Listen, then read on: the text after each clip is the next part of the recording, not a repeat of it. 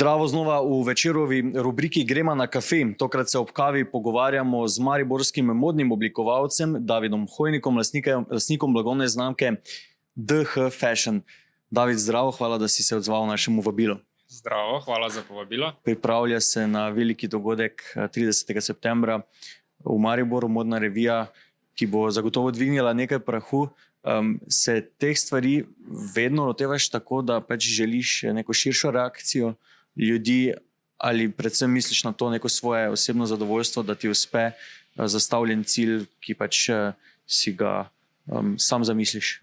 V prvi vrsti sicer vedno poslušam sebe in želim zadostiti svojim pričakovanjem, ampak je pa sigurno, sploh v branži, v kateri delujem, fino dobiti feedback od ljudi, ker v končni fazi vseeno delam in ustvarjam za ljudi, ne za sebe. In je to potem vzajemno, da se ustvari nekaj, kar pritegne pozornost, ali je to obleka, ali je to dogodek v tem primeru, in da pritegne pozornost na pozitiven način. Jaz nisem pristaš nekih rumenih tračev in zgodbici za kulisje, ampak želim se pokazati in dokazati svojim delom, s kakovostjo in z neko vsebino. In se mi zdi, da to je ključno in pri oblekah in pri dogodku zdaj v tem primeru.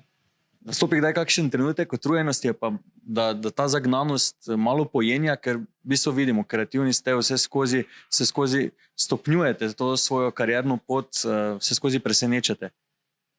Mislim, sigurno nastopi trenutek, ko si misliš, kaj mi je tega treba pri 32, ne?